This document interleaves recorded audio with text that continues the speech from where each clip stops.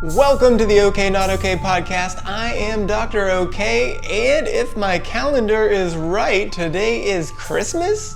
So I am in the holiday spirit and ready to give 5 pieces of coal for some of the worst things that happened in 2024 in WWE.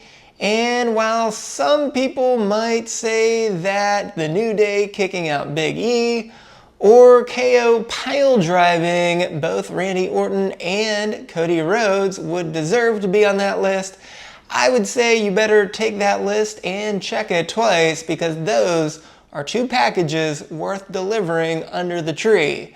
So with that, we're reversing what we did at Thanksgiving and saying what we're thankful for, and we are handing out those pieces of coal. So we're going to count down from 5 to 1, and we're going to start with number 5, where Otis is free, but not really.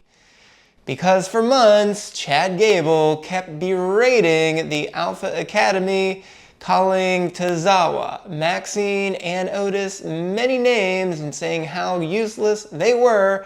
And over he tried to get Otis to do his dirty bidding, but Otis had a really hard time doing this. And eventually, after he physically abused the Alpha Academy, Otis finally had enough and pushed Gable to the mat and left with both Tozawa and Maxine. But instead of Otis getting the chance to then take on Gable one-on-one and get that final redemption and then move on up the card, no, unfortunately, Otis was just pushed to the side, having to just wear a free Otis shirt, but not getting to do anything about it. However, they did score a very impressive win against the New Day just a few weeks ago, and that has finally re-caught Chad Gable's attention, and he is now looking back at the Alpha Academy to try to ruin them once and for all, which he just started with a big win over Tozawa on Monday night. So will Otis finally get that shot to defeat Gable once and for all in the new year? At number 4, we ask, how did the Wyatt Six get away with that?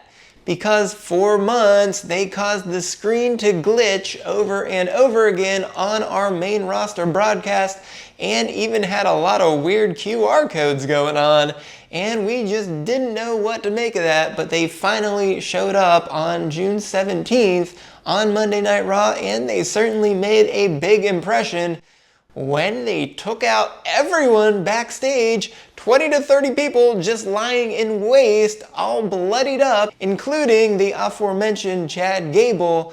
But after a few more weeks of just being creepy, well, Bo Dallas had one talk with Adam Pearce, and since Pearce is a truly awful general manager, well, everything was just swept under the rug, and he casually signed everyone from the Wyatt Six to a Raw contract. And he let them just go on a rampage against Chad Gable and the rest of American Made. And then nothing was ever mentioned ever again of that attack. So is Adam Pearce covering something up here? Is there some sort of conspiracy? We really need someone to get to the bottom of this, or we just may never know. At number 3, there's no makeup date for Game 7 because it never rains in Southern California, but LA Knight ruined Game 7 by taking out both Carmelo Hayes and Andrade when he was serving as the special guest referee for Game 7 in a 3-3 tie between both Andrade and Hayes. And while Aldis granted both men a triple threat title match against LA Knight, well, unfortunately, after Knight retained, Andrade and Hayes never got the opportunity to prove who is the better man one-on-one, and some of the best in-ring wrestling of the entire year completely goes to waste, and neither Hayes nor Andrade are doing much of anything. At number 2, revenge is a dish worst served on mommy. Because the never-ending Liv Morgan Revenge Tour took the biggest stop on the Raw after WrestleMania as Liv chucked a steel chair at Rhea's head and then threw her into a wall, causing her to separate her shoulder and miss 3 straight months of Monday Night Raw, and had 4 months in between matches until she finally had a match at SummerSlam. And during that time, while she was away, Liv wooed Dom away from Rhea and took him for good when Dom turned on Rhea during their match at SummerSlam and helped Liv retain the title. But of course that was not enough, because at Halloween Havoc on NXT, Liv and Raquel both attacked Rhea in the parking lot with a lead pipe and a baseball bat, causing Rhea to break her orbital bone and miss another month of action until she just made a return at Survivor Series War Games. Fortunately for Rhea, she'll get one more shot, this time to end the Liv Morgan World Tour on the Netflix premiere of Monday Night Raw. And before we get to number 1, let's do an honorable mention, because as I always say, if you give someone a title shot that doesn't deserve it, they just might win.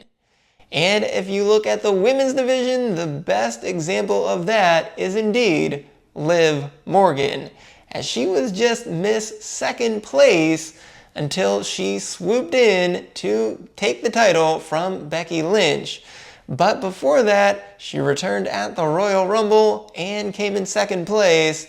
Then she was in the Elimination Chamber and came in second place. And then after injuring Rhea and causing her to vacate the title, she was in the Battle Royal for the Women's World Championship. And guess what? She came in second place. And then only after she got one win against the very formidable Maxine Dupree did Liv get a shot at the title against Becky. And sure enough, with some surprising help at the time from Dominic Mysterio, Liv walked away as your winner. And then after defeating Becky again on Raw, Becky was the one who walked away for good. Then in the tag team division, certainly the best example there is the unholy union of Fire and Dawn, who had not had a win on the main roster of any sort for over a year, until they were strangely booked into a title match at Clash at the Castle, where they would be going home in front of a hometown crowd.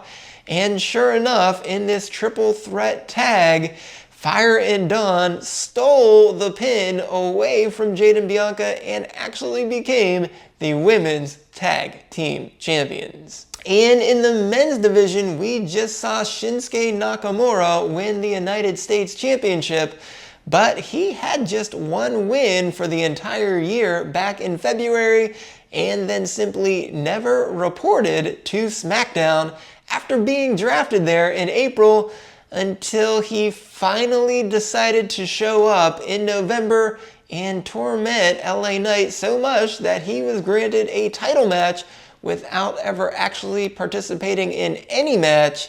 And sure enough, he defeated Knight for the title. And at number 1 is, of course, the Grinch who stole Christmas, which is obviously Roman Reigns, who is stealing everything from his own family. Because after he lost at WrestleMania to Cody Rhodes, did he show back up and face his opponent man-to-man? No, he couldn't do that. No, instead he had to sit and pout on the couch for 4 straight months, abdicating the Ulafala and his title as the head of the table, and instead Solo Sikoa picked up the ball and ran with it, as he not only became the new tribal chief, but he grew the family even bigger and was putting the food back onto the table, helping the new bloodline gain the WWE Tag Team Championships.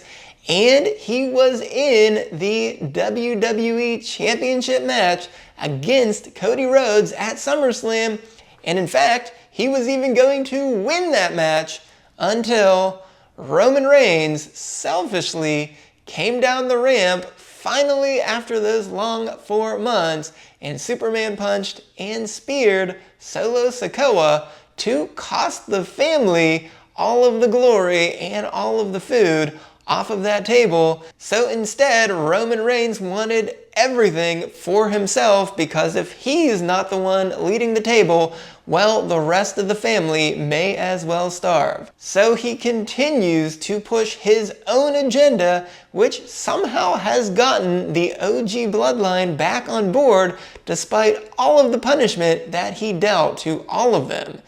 And now instead, he has demanded tribal combat against Solo Sikoa at the Netflix premiere of Monday Night Raw, despite the fact that he has not won a singles match since the Royal Rumble and has not even participated in a singles match since losing the title to Cody Rhodes. So if anyone ever deserved to demand tribal combat, it is definitely not Roman Reigns. So for the best of everyone in the bloodline, we all better hope that Solo Sikoa wins this match. So those 5 pieces of coal are what Christmas is truly about.